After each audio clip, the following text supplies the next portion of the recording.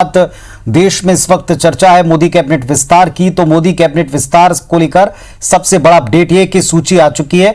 मंत्रिमंडल विस्तार में 43 मंत्री हैं जो आज शपथ लेने जा रहे हैं। मध्य प्रदेश से इसमें 2 नाम शामिल हैं। मोदी कैबिनेट में ज्योतिरादित्य सिंधिया का नाम तय बताया जा रहा था, उनका नाम इस लिस्ट में है। मोदी कैबिनेट में डॉक्टर वीरेंद्र कुमार खटीक, इनको भी जगह मिली है, लेकिन छत्तीसगढ़ से कोई भी नाम नहीं है। तो मोदी कैबिनेट की जो नई लिस्ट जारी की गई उसमें छत्तीसगढ़ से एक भी नाम नहीं है। 43 मंत्री शपथ लेंगे। मध्य प्रदेश से 2 नाम है, ज्योतिरादित्य सिंधिया और डॉक्टर वीरेंद्र खटीक। कुल 43 मंत्रियों की इस लिस्ट में छत्तीसगढ़ से एक भी नाम नहीं है।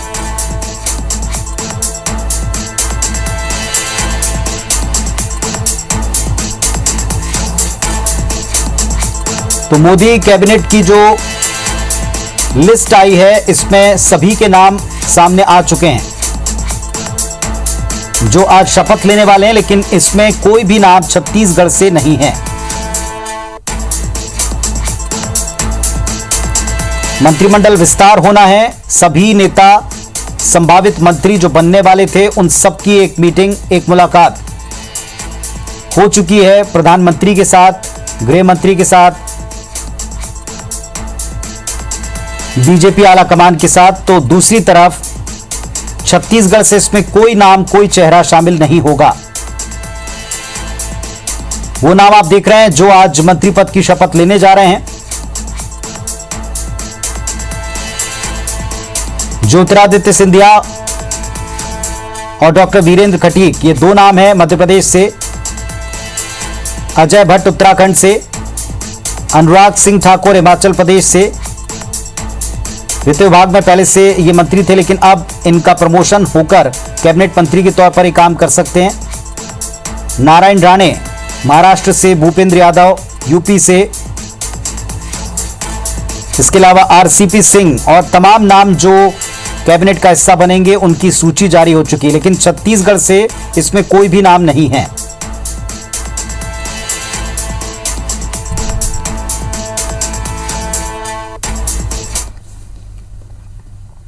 और हमारे साथ में इस वक्त राजेश मिश्रा हमारे सहयोगी जुड़ रहे हैं रायपुर से। छत्तीसगढ़ से एक भी नाम नहीं है। 43 नए चेहरे शामिल होंगे। मध्य प्रदेश से 2 नाम है, लेकिन यहां से कोई नाम नहीं। जाहिर तौर पर एक बड़ा अवसर होगा कांग्रेस पार्टी के लिए कि कांग्रेस पार्टी राज्य के सांसदों को लेकर कटाक्ष करे बीजेपी पर।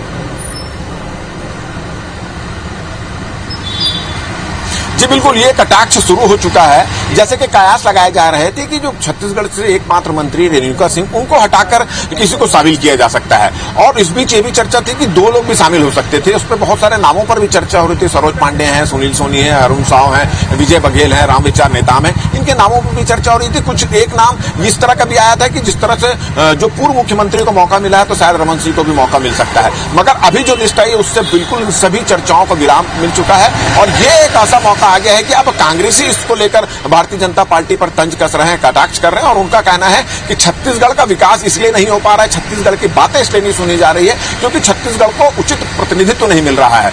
जिस तरह से यहाँ पर 11 सांसद, 2 राज्यसभा सदस्य मिलाकर जो 11 सांसद हैं, उसके हिसाब से कम 2 सांसदों को प्रतिनिधित्व मिलना चाहिए, ये कहकर कटाक्ष कर रहे हैं। वहीं भारतीय जनता पार्टी के नेताओं का इसमें सीधा सीधा ये कहना है कि पहले भी कांग्रेस के शासन के समय भी एक मंत्री हुआ करते थे केंद्र में, और अभी भी यही स्थिति। और ये टोटल पूरा फैसला जो है प्रधानमंत्री का है और केंद्र का फैसला। इस बारे में भारतीय जनता पार्टी बोलने से नेता जो है बोलने से बच रहे हैं। मगर कांग्रेसी नेताओं के सुबह से ही इस मामले में बयान आने शुरू हो चुके थे। हमारी सत्यनारायण शर्मा से बातचीत हुई, अमरजीत भगत से बातचीत हुई, उन सबका यही कहना है कि केंद्र सरकार लगातार छत्तीसगढ़ की उपेक्षा कर रही है। और अब छत्तीसगढ़ की सरकार के साथ साथ अब छत्तीसगढ़ के सांसदों की उपेक्षा शुरू कर दी है। और यही वजह है कि छत्तीसगढ़ का विकास नहीं हो पा रहा है। और अभी जो विस्तार हो रहा है उसमें भी छत्तीसगढ़ के किसी और को शामिल नहीं किया गया, एक भी आदमी छत्तीसगढ़ का नहीं। तो ये एक मौका जरूर, जैसे आपने कहा कि एक मौका मिल गया है कांग्रेस को भारतीय जनता पार्टी पर तंज कसने का। उम्मीदें बहुत सारे लोग लगा कर रखे थे। कल से भी कई नामों पर चर्चा हो रही थी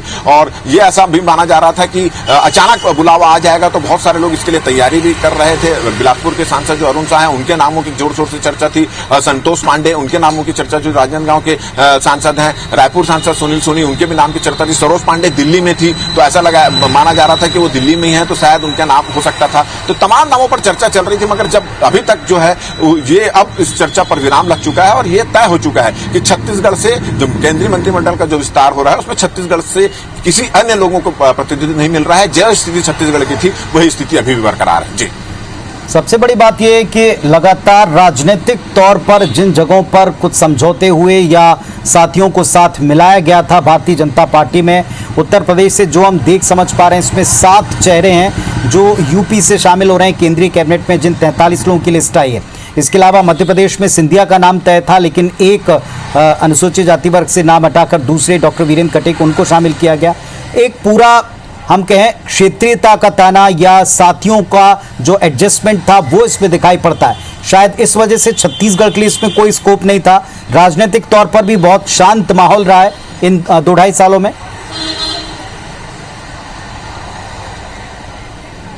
हाँ जी, बिल्कुल, ये बिल्कुल यही वजह मानी जा रही है। इसमें एक चीज भी चर्चा हो रही है कि जिन राज्यों में चुनाव होने वाले हैं वहां पर ध्यान दिया गया, क्षेत्रीयता का ध्यान दिया गया। उसके अलावा जो पिछले दिनों जो सहयोगी थे केंद्र सरकार के, जिन्होंने सहयोग किया था, भाजपा का जो सहयोग किया था, उनको महत्व दिया गया। कुछ के प्रमोशन भी यहाँ पर किए गए। मगर जैसी एक उम्मीद की जा रही थी कि रेणुका सिंह आदिवासी क्षेत्र से आती हैं, उनको रिप्लेस करके किसी 2 साल का कार्यकाल पूरा कर चुकी किसी दूसरे को महत्व दिया जा सकता है, ओबीसी को शामिल किया जा सकता है या सामान्य वर्ग के किसी को शामिल किया जा सकता है, ये यहाँ पर कयास लगाए जा रहे थे। मगर अभी जो सूची सामने आई है उसके हिसाब से ऐसा लगता है कि सारे कयास अब खत्म हो चुके हैं। तय ये हो चुका है कि छत्तीसगढ़ में किसी भी सांसदों को मंत्री नहीं बनाया जा रहा है। रेणुका सिंह जो पहले से थी वो भी यथावत यहाँ पर बने रहेगी। तो सारे कयासों पर अभी विराम लग चुका है और ये एक ऐसा मौका है जब कांग्रेसी जो है भारतीय जनता पार्टी पर तंज कस रहे हैं। और पहले कांग्रेसी ये आरोप लगाते थे कि छत्तीसगढ़ राज्य की उपेक्षा की जा रही है कांग्रेस का शासन होने के बाद। अब ये आरोप लगा रहे हैं, ये इस बात को लेकर तंज कर रहे हैं कि यहाँ के सांसदों की भी केंद्र सरकार जो है उपेक्षा कर रहा है। जी, बड़ी बात यह कि क्या बीजेपी की तरफ से लगातार 15 साल यहां बीजेपी ने भी सरकार चलाई, यहां से भी कई दिग्गजों के नाम हैं, क्या उनकी कोई प्रतिक्रिया, कोई पलटवार भी सामने आया? क्योंकि ये तो पहले ही से तय था कि अगर यहां से कोई चेहरा शामिल नहीं होता तो जाहिर तौर पर कांग्रेस मौका नहीं छोड़ेगी घेरने का।